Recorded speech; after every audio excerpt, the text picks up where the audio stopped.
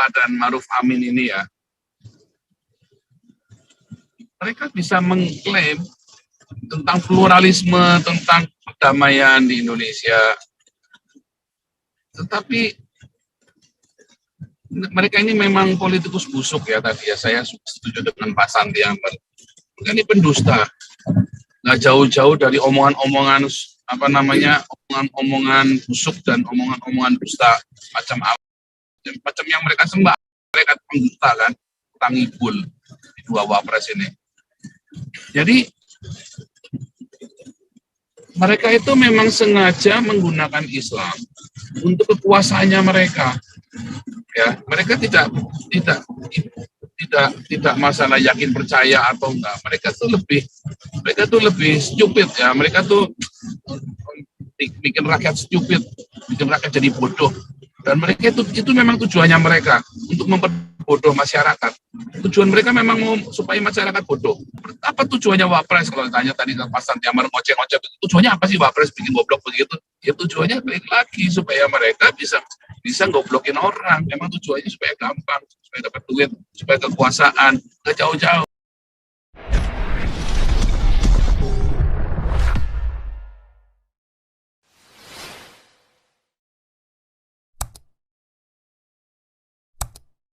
Silakan.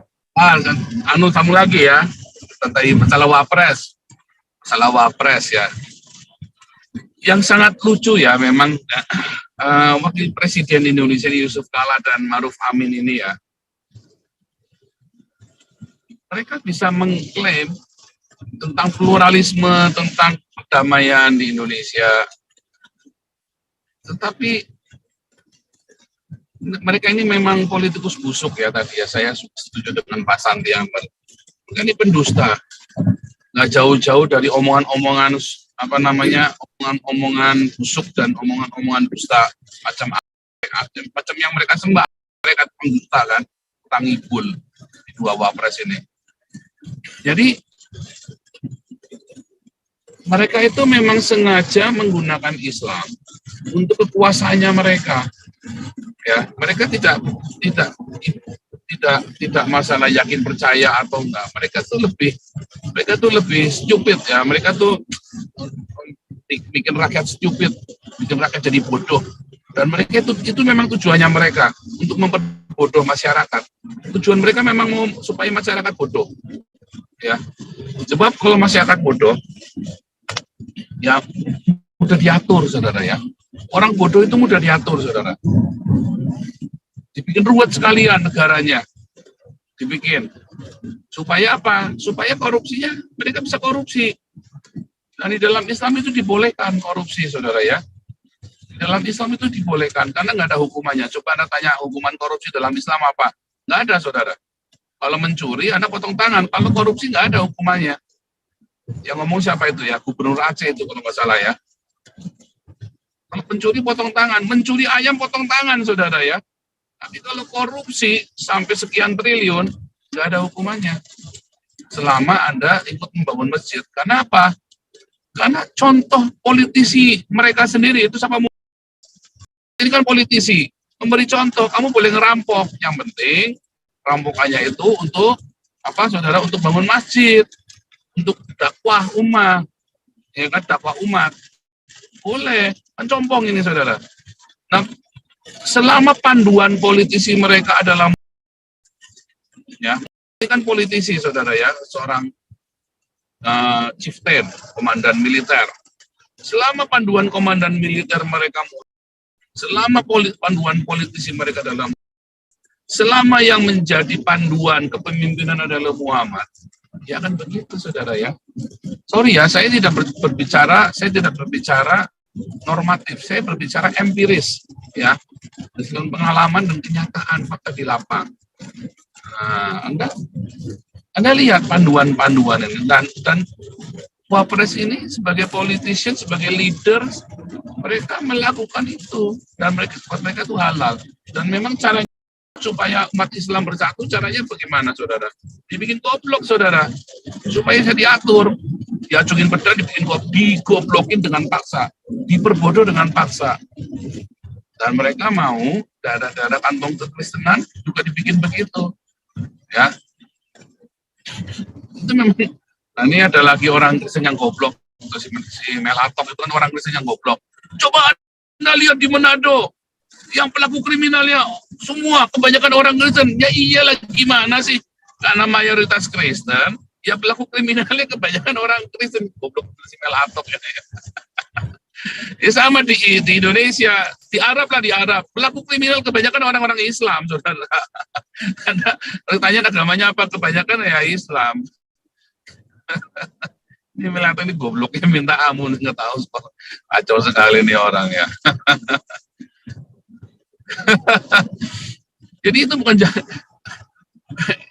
tapi memang daerah-daerah Kristen itu dimiskinkan, diperbodoh dan dimiskinkan, saudara ya, sehingga bisa diganti agamanya lalu tambah bodoh lagi. Ya, itu sebabnya coba Anda lihat ya, kenapa banyak orang Kristen, banyak orang Islam itu milih Anies. Banyak orang Islam milih Anies kenapa? Karena goblok, saudara. Karena mereka goblok. Lalu yang pintar-pintar mereka menggobloki orang yang goblok ini, saudara. Sengaja bikin goblok. Ya, terjadi, saudara. Jadi apa tujuannya Wapres? Kalau ditanya tadi ke Pak Santiamar ngoceh-ngoceh, tujuannya apa sih Wapres bikin goblok begitu? Ya tujuannya baik lagi supaya mereka bisa goblokin orang. Memang tujuannya supaya gampang, supaya dapat duit, supaya kekuasaan, nggak jauh-jauh. Oke, lanjut, silakan Pak Santiamar yang lain.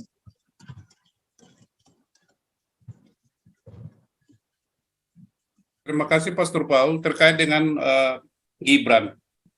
Ya, kita berharap Gibran karena memang didukung bapaknya saya tidak tahu lah. Tetapi kalau memang dia karakternya begitu, ya itu adalah contoh pemimpin yang layak dikedepankan nantinya. Yang penting dia konsisten dengan tindakannya, pluralis sama seperti Gus Dur, sama dengan Yeni Wahid, pluralis, anti korupsi, anti intoleransi. Itu Gus Dur itu pluralis, anti korupsi, anti intoleransi. Sama dengan putrinya itu Yeni Wahid, sama itu.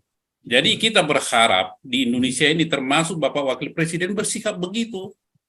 Ya, saya lebih hormat kepada Gus Dur, walaupun beliau tidak bisa melihat, Bapak bisa melihat. Contohlah Gus Dur. Indonesia ini adalah negara yang berbineka, beragam. Jadi keadilan itu ya Pak Wakil Presiden, saya pikir saya bukan ngajarin Pak Wakil Presiden lah. Jadi ini teman-teman kita semua, itulah pola pikir dari Galarua ya, anti korupsi, anti intoleransi, anti ketidakadilan, anti ketidaksetaraan, pokoknya anti. Tadi malam kita bicara itu penyebab negara itu miskin itu apa? 5K itu kan, korupsi. Jadi saya berharap juga nanti untuk calon presiden. Nah, kita agak bergeser dulu isunya kepada calon presiden yang 3 ini. Saya bukan mengatakan untuk pilih si A, si B, si C tidak. Tetapi tolak ukur yang bisa kita pakai adalah manakah di antara calon presiden ini yang berbicara keadilan, mana? Bisa kita lihatlah. Mana yang berbicara tentang kemiskinan, mana? Mana yang berbicara tentang korupsi? Mana?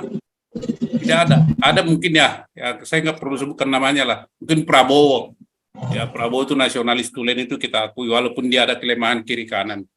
Nah, ini Bapak Ibu yang menjadi tolak ukur daripada Galarua nanti untuk menjatuhkan pilihannya, termasuk kepada partai yang hanya ngomong besar tapi prakteknya nol. Sebab apa? Inilah hasilnya. Hasilnya ini disemai ya, mulai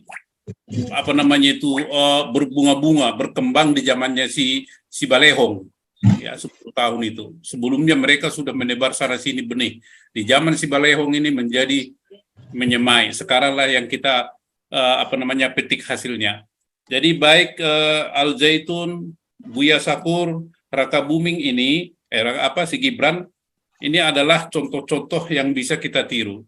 Saya hanya berpikir begini, jangan-jangan ini dibuat kekacauan ini Al Zaitun dipakai untuk nanti supaya tidak jadi pemilu presiden tahun 2024. Kalau ada kekacauan nasional kan, mudah-mudahan tidak begitu. Itu aja yang bisa saya sampaikan teman-teman. Nah ini silakan ada Pak Manap, saya kembalikan ke Pak Manap sebagai moderator.